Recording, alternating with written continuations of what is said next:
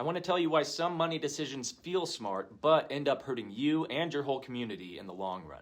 There's an economic term for it, but you're not likely to hear it on CNBC. It's called false economy. That's when you think you're saving money today, but the decision actually drains more money from you and the working class over time. Let me show you exactly what I mean.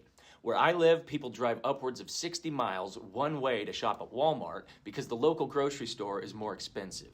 Now, on paper, this sounds smart. Why would you pay 40 bucks more at the local store when you can just drive? But here's the real math, and let's start with the obvious ones. First, you're spending $25 on gas.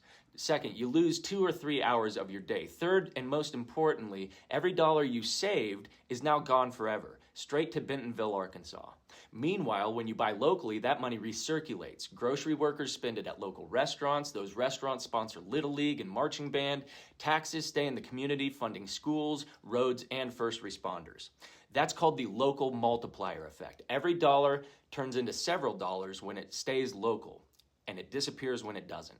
So yeah, you might feel like you beat the system by driving out of town, but if the result is your own town losing businesses, losing tax revenue, losing jobs, that's not savings. That's false economy. Now here's another one that hits millions of working class families. People buy the cheapest tools, appliances, and work equipment because that's what we can afford. A $79 drill looks like the best deal, but here's the trap. It burns out twice a year. Believe me on this when I've done it. Over 5 years, the working class guy spends $500 replacing cheap tools, while the guy who could afford a $250 drill up front buys one and it lasts a decade. So poor people pay more because they're poor, and they get blamed for making bad financial decisions when the system forces those choices in the first place. That's false economy too.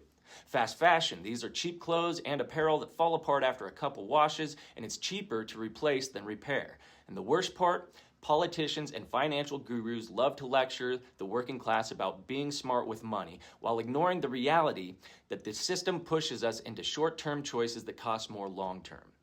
The working class keeps getting told to save pennies even if it costs us dollars in the future. If you want a stronger America, support the places and the people that actually keep America alive. I'm Lee Calvin with Rough Cut Media Network. Follow for more economic truths that they don't want working class people to understand. More boots, less suits. We'll see you next time.